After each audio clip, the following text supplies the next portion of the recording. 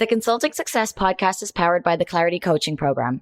If you'd like to work directly with the Consulting Success team and receive personal coaching and support to optimize and grow your consulting business, marketing, and revenue, visit consultingsuccess.com to find out more and apply. Welcome to the Consulting Success Podcast. I'm your host, Michael Zapersky. In this podcast, we'll dive deep into the world of elite consultants, where you'll learn the strategies, tactics, and mindset to grow a highly profitable and successful consulting business. Hey everyone, it's Michael Zapersky here, and today I'm very excited to have Gary Peace with us. Gary, welcome. Hi Michael, it's great to be here. Yeah, Gary, so you spent 18 years as a police officer and investigator in London. Today you're the founder and managing director of ESID Consulting, and at your company you support all types of different organizations, security teams, family offices, boards, legal, HR, business owners, really to help prevent data breaches, reduce disruption caused by insider and kind of cyber attacks, as some people kind of think of the cybersecurity world. Let's kind of go back in time a little bit because, your background, your story, in some ways, it's like out of a movie to a degree. You and I have joked on many, calls as we've had over the years here, but where was the impetus or the attraction of getting involved in law enforcement and becoming a police officer?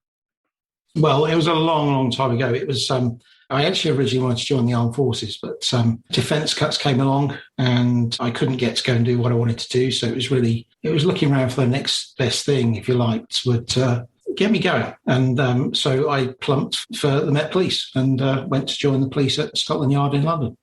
And then once you got, you were in Scotland Yard, how did you go from just being kind of welcomed into ending up kind of managing teams in different areas around security? What was the drive or the pull for you to get really into the whole world of networks and security and counterterrorism, or all the areas that you were kind of involved with? Just describe a little bit more of the work that you were doing at that time. Yeah, so I guess pretty much, everyone starts off the same in the police in the UK. Everyone starts off in uniform for, 2 years probation. And then you get to specialise after that. You either stay in uniform or you go down the detective route, which is what I did. So probably within 6 months of coming out of probation, I joined the CID and ended up doing, kind of proactive patrols for robbers and drug dealers and all that kind of stuff. And that's kind of what got me dragged into it. I enjoyed investigating. I enjoyed getting my teeth into proper investigations. And that's what dragged me in or drew me into the CID, into detective work. And yeah, that's where I ended up doing vast majority of my 18 years. Out of all the different kind of projects or cases that you were involved with, which were the ones that maybe stood out to you most or that you enjoyed the most? You mentioned you're involved with drug dealers or just, all kinds of different cases. Which were the ones that you enjoyed being a part of the most? I don't know whether I enjoyed it most, but I ended up dealing with racially motivated crime, homophobic violence, domestic violence, and I ended up doing that for 4 years, covering the whole of Westminster. So 5 different police stations, and that was heavy going. It was hard work, challenging work. None of it really went to court because a lot of it didn't go to court. That's just the way things were with domestic violence, but it was hugely rewarding. And so I'd say probably for the 4 years, it almost killed me, but that was probably the most rewarding of the jobs I did. But then later on, I got dragged into professional standards, internal investigations, that kind of stuff, and anti-corruption. So we targeted corrupt police officers, and those are corrupt police, the organised crime. They're trying to bribe police officers and destroy cases and all that kind of stuff. So I guess that's kind of where I ended up, and I spent a good 8-9 years of my service was investigating corruption. Right. So let's fast forward a little bit. You left the formal world of working inside of the police kind of department and organization to go off on your own. When you left, did you know right away that you wanted to get involved in consulting, or were you thinking about other options? What was that like at that time? It was definitely, I wanted my own business because of the stuff I've been doing for, kind of the last 8 years at Scotland Yard with anti-corruption and computer forensics and that kind of stuff, data breach investigations. That was definitely where I was aiming at. Consulting thing, I kind of fell into it. It wasn't really, I didn't really know about it, to be honest. I left the police with a skill set thinking, okay, I want to go into business. And yeah, I kind of fell into contracting initially. That kind of moved over into the consulting world. It wasn't a planned move. And so the first clients you had as a consultant, you mentioned this was more, you were kind of acted as a contractor. So were the first projects, were they coming through other organizations that were offering services and you kind of worked for them, or just walk us through like the first few clients that you got, where did most of that business come from? Yeah, the first couple of clients, it was data breaches had happened. And so someone else was investigating the computer forensics behind how something happened, how someone stole data. And then they came to me to put the systems in place, the management systems, the governance and the procedures to stop it all happening again. So that's kind of how I ended up in those first few jobs. And then another big contract was Competition and Markets Authority in the UK. They were setting up from scratch and they needed someone to set up their first criminal cases on their forensic software. And so I fell into that one as well. So it was a bit of a mishmash, really. It was government, it was private companies, but it all had something to do with either investigations or leakage of information in one form or another. So you gave a presentation a little while ago to some of our Clarity Coaching client group around cybersecurity and best practices, which people, I think, felt was very, very helpful. More so today, right? I mean, in the sense that this is top of mind for a lot more people in terms of cybersecurity and privacy and protection of data, just because more and more people are online, right? Things are in the cloud. But I want to back up for a moment before we get into some of these best practices to share with everybody. Have you seen a big change in the industry? Because you've been involved in this area of work that I think probably if you went back 5 or 10 years, not many kind of standard typical consultants or consulting firms were paying much attention to cybersecurity. And these days you see it in headlines, almost every day. Like there's a lot more in terms of data breaches and things of that nature. Has there been a surge of a volume around this area, or is it just more that people are kind of catching on, like this is actually happening? How have you seen the landscape of cybersecurity and data breaches shift over the years? I think there's been a big change in that if you go back 10 years, everyone talks about IT security as opposed to this, kind of cloak and dagger world, called cyber, which actually is a term I hate because everyone thinks it's cloak and dagger. Everyone thinks it's all to do with dark arts. And actually it's not. Cyber crime is just old-fashioned theft, fraud or criminal damage, but it's just been done over a computer. That's it. Nothing's changed. The people doing it have changed. If you go back 10 years, and you talk about hackers, it was, the stereotypical image was some, spotty kid sitting in a dark room, clicking away at computers and that kind of stuff. Actually, it's big money now. Money is the new gold. It's the new oil, all that kind of stuff. It's information and it's been commoditized. It's the cyber criminals that are out there now. There are a number of threats that are coming from Russians, from Chinese, North Korea. If you talk about the Chinese, then it's all about high value intellectual property. You talk about Russians, a lot of it is Russian criminal gangs. But actually what it all comes down to is commoditizing and monetizing your information. And that's where the big change is. It's now big money. So when you're getting hacked now, it's by organized criminals. And literally you can go onto the dark web, and you've got a shopping cart. You can go out and buy the programs to hack computers. You should go out and buy information, and it's all for sale, and it's really, really professional. So I think that's probably one of the biggest change over the last 10 years is it's gone from being the script kiddie sitting in a bedroom to being it's organized crime, and there's big money behind it. Is this an issue? Does the solo consultant or small consulting firm owner need to be concerned about this, or is this really only an issue for larger organizations? No, absolutely. This is an issue for everyone. So if you look at the likes of BAE Systems or General Dynamics and huge multinational companies, they've got billions in revenue. They spend millions and millions on their cyber defenses. And they need to do that because they're being attacked by nation state actors, to a greater or less extent. But the thing is, if you're a consultant and you're in their supply chain, then you're actually at bigger risk than perhaps they are because, and there were a whole bunch of figures. Before COVID came along, the supply chain risk was the biggest risk in cybersecurity because it's far easier to attack the sole consultant who maybe doesn't think he's at risk or doesn't think it's a threat or he hasn't got the money to spend on cyber defenses. So therefore, he's got the bare minimum in place. So the hackers will go for that sole consultant or that small, very small micro business because they know that they're not spending thousands on cyber defenses. But actually, if they break into that small consultant's database or that small consultant's computer, then that's the way in to the big corporations. We've got a lot of American viewers here. If you think back to Hillary Clinton and the Donald Trump, the elections, and Hillary Clinton's emails were hacked. actually the way her emails were hacked was because they got in through the interns and they got in through her supporters who didn't have the security in place. And once they broke into those helpers, they were then able to go through all the different networks through emails and so on and so forth to get to Hillary Clinton's email account. That's the easy way to do it. If you think, perhaps the easiest way of looking at it, if you go along the street and you've got 4 houses and the 3 of them have got a burglar alarm box or intruder alarm box on the walls, the burglar is going to pick the one that doesn't have that box on the wall. It's about picking the low-hanging fruit and finding the easiest way to get into a network. Once you're in, and you can do what you like. Let's talk about for a minute, just provide everyone with a little bit more context around how are people actually going in and stealing information or accessing your computer, your database, your network. And then let's talk about what people can do, to protect against that. So just to begin, let's say that the standard, the typical kind of situation for how someone might try and access consultants' kind of computer or network. What would that look like, first of all, Gary?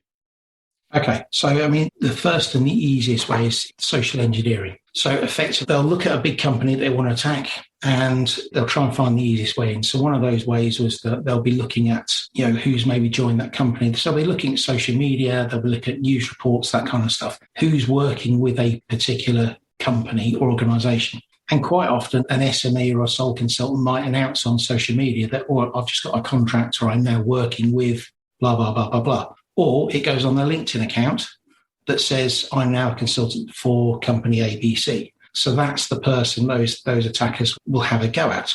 Or another way might be that a new employee joins company ABC and they've put on their social media profile, their LinkedIn account saying, I've now just started as an intern with, this so-and-so company. Mm-hmm.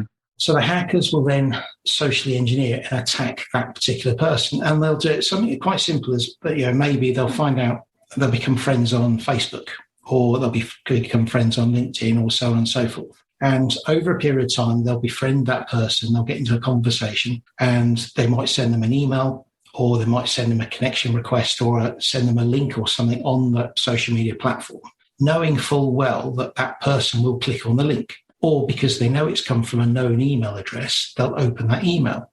Now, if they do it at a particular time in the day, that person will open it from their work computer because maybe this organization has a policy that says that their employees can surf the internet in lunchtimes or they can go on the social media account in lunchtimes, that kind of stuff. Mm-hmm.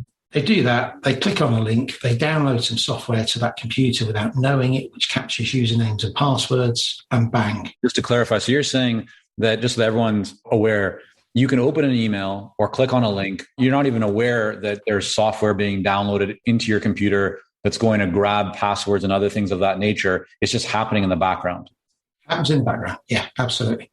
And that will capture credentials and user credentials, that kind of stuff. Which is one of those, that's the kind of the golden nugget for lots of these criminals and these hackers is they need those credentials because once they get the credentials, then they can log into your account using your password and your username and so on and so forth. Right. What you also got to bear in mind is that lots of these people will also share passwords and share usernames. So if the hackers manage to grab one password, they probably know that you're using it on another 5 different websites. So it's not only the company that's at risk, it's your own personal data that's at risk. It might be your own bank accounts. It might be your other social media accounts. Once they've got that one password, if you're sharing it, then potentially they've got access to everything else. That's kind of grabbing the passwords. But one of the other threats is called CEO fraud, which is where they will look at, for example, a profile on a company webpage, and they'll fire in an email to the CEO, supposedly coming from the CFO, saying, can you please pay this invoice and so on and so forth. And we all know that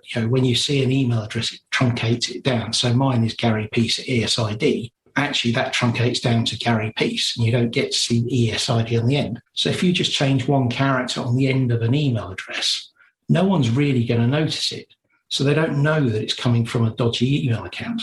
And that email might contain an invoice, which is then going to go to the CFO or the CEO and so on and so forth. And again, if they time it at a particular time, day or night, or whether they know that someone's away on holiday or a conference, then, and they put enough urgency behind it, a bit like, using sales techniques, put some urgency, put some context behind it. That person will click on that link and there's a very, very good chance that those invoices will get paid and they'll get paid to the wrong account. is this an issue? Again, if we're thinking about the small consulting firm or solo consultant, is this, in your experience, is this stuff happening all the time? Is it just a rare occurrence? What are you seeing in the marketplace right now?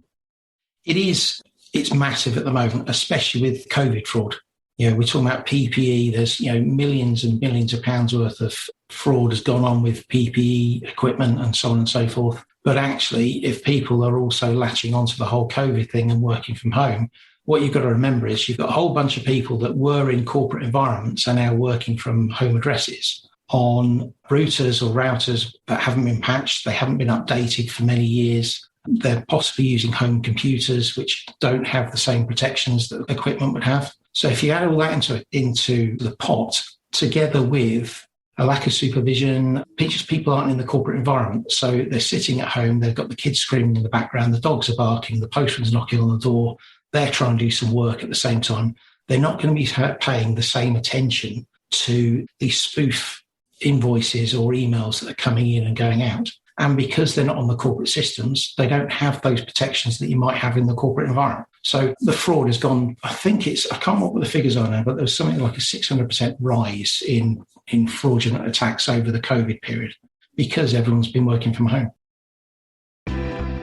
While we work with a lot of seasoned and experienced consultants here at Consulting Success, I'm often contacted by new early stage consultants. Invariably, the question I'm asked is, what are the steps I should take to become a successful consultant and grow my consulting business to my first 6 figures per year? Well, I'm excited to announce that we've opened the doors for our Momentum program. This is our most popular program for early stage consultants, and it has helped almost 1,000 consultants to start, run, and grow successful consulting businesses. It gives you the step-by-step plan to help you with your messaging, your fees, and pricing strategies, how to win more proposals, how to go to market more effectively, developing a marketing system to generate leads consistently, and so much more. And right now, until September the 19th, you can sign up for Momentum and get 50% off the regular price by going to consultingsuccess.com/audio. That's consultingsuccess.com/audio, AUDIO. Only 100 spots are available to join Momentum and get 50% off. This deal is only available until September the 19th or until all 100 spots are gone. We won't be opening up new spots in this program for several months, so don't wait. Go to consultingsuccess.com/audio. That's consultingsuccess.com/audio, AUDIO.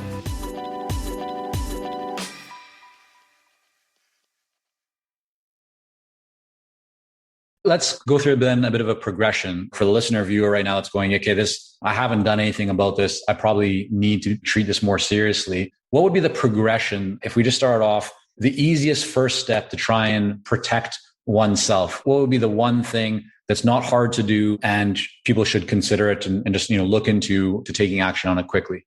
Okay, well, so first things first, make sure you've got antivirus on your computer. It can be the free version so that you don't have to pay for it. They're all pretty good. But make sure your antivirus is on the computer and it's turned on.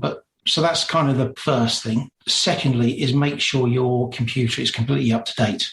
And what I mean by this is it's called patching. So every Tuesday you turn your Microsoft computer on and it goes into this automatic updates, which is a real pain, especially when you're sitting down for it to go on a Teams meeting or a Zoom call or something, and all of a sudden your computer kicks into overdrive. Essentially that's called Microsoft Patch Tuesday. And it's basically when Microsoft roll out all of the fixes to the vulnerabilities and the issues that it's found out over the last few weeks, and it's rolling out fixes to those vulnerabilities. It is essential that your computer is up to date as you possibly can. So always make sure that those patches are updated and those rolled out. If you look at your iPhone, for example, and you might be on iOS version 14.0.1, well, the reason they roll out version 0.0.2 was because they found some vulnerabilities and some glitches in the previous software. Right. If you don't update that software, then it means you're vulnerable to attack. And vast majority of the hackers, they're not targeted. It's just a random kind of drive-by. They'll fire out some software, and they know that if they fire out the software to enough people, they will pick up a bunch of people that haven't updated their software. And that's the way into those machines. The two things you just mentioned right now in terms of antivirus and updating the version of your software on your computer, these are very simple, straightforward things that anybody can do and 100% should do. But that's not why your clients hire you. So take us to that next level. in terms of the work that you're doing, what kinds of things are you helping your clients with to really protect them, to try and reduce or eliminate data breaches, to ensure that there isn't those kind of security issues actually occurring? Yeah, absolutely. So there are three outcomes that pretty much all of my clients want or need. And it doesn't matter whether in government, whether in defense, whether they're private companies or whatever. The first is protection of IP or data. So what are your crown jewels? What is it that you've absolutely got to protect beyond all else? So it's protection of intellectual property. Secondly, it's preservation of assets. Now, I don't mean assets in an information such. I mean your IT network. So are your computers patched, up to date? Do you have firewall on? All that kind of stuff. So there's protection of assets, but that's also capital. At the end of the day, it all comes down to the bottom line. It's making sure that you're not going to lose money because you've just been hacked. Because not only if you employ me or someone else to come along and investigate the data breach, it is ridiculously expensive. But then you've got to take into account that you've got to get your IT team to fix those things as well. Then you've got reputational damage. Then you've got the fines. And if you think of something like just the GDPR, for example, you're talking 4% of global annual turnover. So you could be talking many, many millions of dollars. So it's protection of IP, protection of preservation of assets. And then lastly, it's securing your reputation. And that's probably one of the biggest things, because if you lose your reputation, you lose your customers anyway. Yeah. So it's making sure that you're protecting your reputation. So it's those three things. And if you look at a bit like a Venn diagram, if you look at those three things all together, the bit in the middle where they all overlap, I call that your critical data assets. So they are your crown jewels, because you don't have to protect everything in the same way, but you need to identify what are your most important assets. And that's what you have to look after. The way we do that is by putting a bunch of controls in place. So not only have you got to have your IT controls, so like I said, your antivirus, your anti-malware, your patching and all that kind of stuff in place, encryption, all those kind of things. But you've also got to look at your people policies and your procedures. So what are your people doing with your data? A lot of security consultants will say people are your biggest risk. I'd say no, they're your biggest assets, because at the end of the day, they're the first line of defense.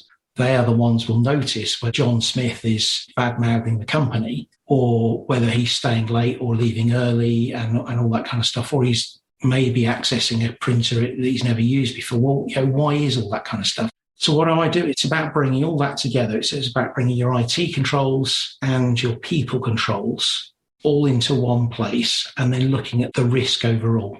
And that's how we help manage the insider threat, or that anti-corruption risk. So the insider threat is someone get access to your data, your network, your IT, and they could be a contractor, they could be an employee, they could be a family member.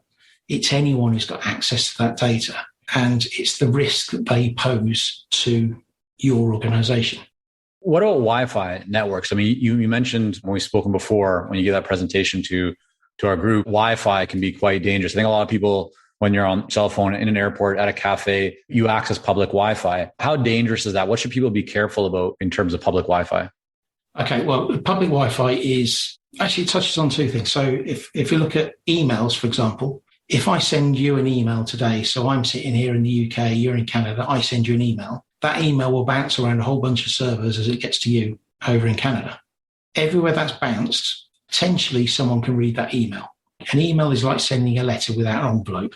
It's open, anyone can read it. The only way of protecting that is to encrypt that email, or use something that perhaps cover later called a VPN, which is a way of tunneling that communication in a secure way. If we then look at Wi-Fi, so if you're sat in an airport lounge or a coffee shop or whatever, I can sit there with a bit of kit on my computer and I can sniff the air. So effectively, I can see all of your communications leaving your computer or your mobile phone and going off to the internet.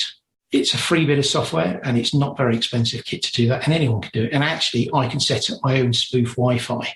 So if you say you're sitting in Starbucks, for example, and you're on the Starbucks Wi-Fi, well, if I create a spoof Wi-Fi site called Free Starbucks Wi-Fi, who's going to know which is the real one? Well, actually, if they log on to mine, I can again read all of their information. So the way to do that would either be, I would say, strongly suggest if you tether your phone so that you're using 4 or 5G and go access the internet through your phone connection, not the free Wi-Fi, or download some VPN software, which is a virtual private network. And again, they're not particularly expensive. If you've got an Apple iPhone, for example, you can just turn it on automatically. It comes with the phone. So make sure your VPN is turned on. And what happens is that all of your data is then transmitted effectively through, it's encrypted, it's protected. So if you imagine a hose pipe, you connect the hose pipe to the tap on the wall, you turn the tap on, your hands don't get wet because that water is flowing through that hose pipe. That's exactly what a VPN does. All of your internet communications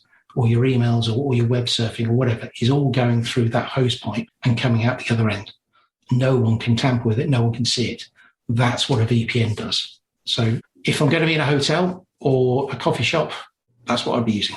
I mean, it's so interesting because I think so many people, and I certainly was in this camp for quite some time, you look at all this stuff and you just think, yeah, but I'm probably okay. This is really for large organizations, or how relevant is this for me? But I think what's happened is you've just shared, like, especially over this last kind of 2 years or so through COVID, it's accelerated the danger and the prevalence of, and how common, right, it is to have these kinds of breaches or security issues. And I think what's important for everyone to know, this kind of like a call to action to all of our listeners, right, is it's not just about, your phone or your computer. Think about your clients, right? So if you have client files, client information, not only are you putting yourself, potentially your family or anyone else, around you at risk, you're also putting your clients at risk. And you hit on something really important, Gary, which is, not only could this cause fines and downtime, but also, as you mentioned, reputation. So imagine if you are the one that all of a sudden causes a bunch of issues for one of your main clients or any client, and now they have to deal with kind of fixing that issue. They're not going to be very happy with you, right? So I think we all want to look at what can we do to ensure that we're providing great security,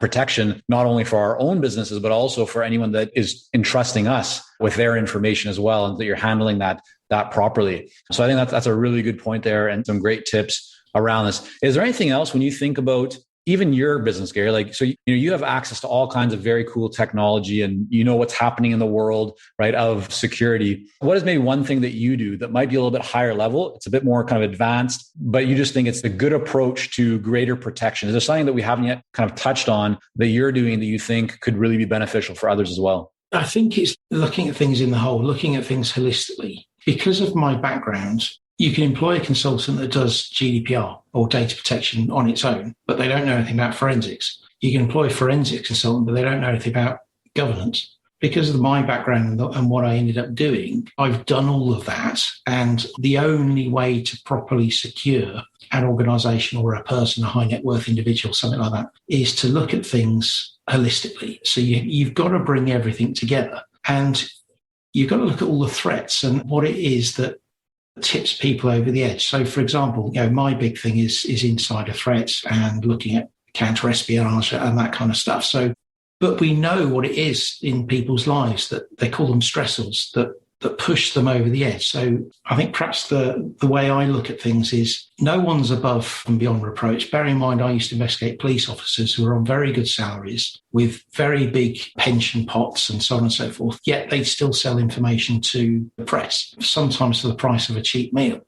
So people would throw these things away for all sorts of different reasons. But if you look at, very simply, mum and dad with their mortgage to the hilt, they've got 2 kids, 2 cars on hire purchase, and then dad gets poorly or something, or mum gets poorly, so dad's got to pull double shifts. And then something goes wrong with the car, or, the washing machine packs up. And all of a sudden you get all these things that start bubbling up. Add into that maybe he's been passed over for promotion at work, or he's being bullied by, a bad boss or whatever. All of these things, if you look at all of the research that's gone into this, these are what we call stressors that if you add them up, eventually it will push that person over the edge. So, for example, someone then comes along and says, well, actually, here's a couple of grand in the back pocket if you can just give me that bit of data. I challenge anyone who says that they won't come a point in their lives when they will be tempted. And I think that's what people they've got to look for, because everyone assumes that, no, it doesn't happen in my company. My staff are all happy. No, we don't have any bullying. Well, I challenge anyone who says that anyway. There are always people that are going to be unhappy. No one comes into a company being disgruntled or being unhappy with their firm, because they all join a new firm and they're all raring to go. Most unhappy employees are created, and they're created through circumstance or through bad management. And then if that continues, that unhappy employee becomes a disgruntled employee, and then therefore temptation comes in. So you've got to look at the people side of it, but then also you've got to have the technology to back it up. So we've got some clever kit which will recognize anomalous behavior, someone doing something outside of the norm, something they haven't done before. When you tie in the stressors and you tie in the unusual behavior, and then you feed that into the management team, which is what we create. We create an insider threat management program. If you feed that into the right channels and you apply context to it, then that's when you end up with a real nugget that says, actually, we need to maybe look at that person. Not for anything bad, but it might be you solve it by just saying, look, John, we're really sorry you didn't get that trip, or you're really sorry you didn't get that promotion. We'll make sure you get it nice next time. And by just doing something as simple as that, it may well be you avert disaster. Right. You've got to have all that. You're looking at it from the perspective of when you're working with clients, you're looking at the people, you're looking at the technology, you're looking at the overall kind of analysis. Like you're doing a really very comprehensive look at all the different variables that could cause an issue. And then based on kind of your analysis of that, then you figure out what needs to be adjusted or repaired or removed or added to ensure that the whole environment, the whole business, kind of the whole system, or ecosystem is protected and safe. So that's what I'm hearing from you. It is. And it is an ecosystem. Absolutely, you've touched on it. It's putting an ecosystem in place that allows trust and transparency with an organization. And if you've got a level playing field with an organization, you've got a happier workforce. Therefore, your risk of disgruntled employees goes down. It's having that environment where you've got checks and balances, but actually you're relying and trusting your staff to get on and do their job. And if you give them that opportunity, they will, and they'll pay it back in. They'll reward you in spades. But it's about treating people fairly and equally. Yeah, no, I think it's a really important topic. And that's why I was very glad to have you on, because it's an area that, again, some people don't really pay much attention to. I think it's starting to get more and more visibility, but still for so many consultants, whether you're an independent solo consultant or you have a firm, if you have a mid-size or large size firm, maybe you already have some resources, going towards this. But I think for many of the people who are either, solo or small firm, that many have not really spent much time thinking about how to protect themselves. And that's why it's so important. So I'm so glad to have you on so that you could, number one, kind of the awareness to more people, but also share some best practices to help people. I think the last thing to add is, and it's one of the blockers that I come up with quite a lot, where they'll say, our IT guys have got this covered. That is a huge trap that so many bigger organizations, well, not the really big ones, but, kind of medium-sized companies fall into this trap when they say, our IT have got it covered. Now, the problem is IT are traditionally quite nervous when I come along because they think I'm going to show them up or I'm going to embarrass them or something, or take their job. And that's not the case. And this comes back to I think probably the first question you asked is what are the changes in the environment? Well, if you go back 10, 15 years, IT security was just that, and the IT guys would have it covered. What's happened over the last 10, 15 years is information security has become its own separate skill set. And the two are completely different now. So one of the biggest things is IT are important stakeholders, don't get me wrong, but they're stakeholders alongside of HR, finance, and all the rest of it. You've really got to have an independent oversight of IT security and information security. So you can't give an information security project to the IT department, in my opinion, because firstly, people go, it's just an IT thing, and they'll forget about it, and it's not that important, or they'll ignore it. But the other thing is that you need that independent governance over what's happening as security, because information security is a business risk. It's not an IT risk. Right. That's why it's got to sit at a different level.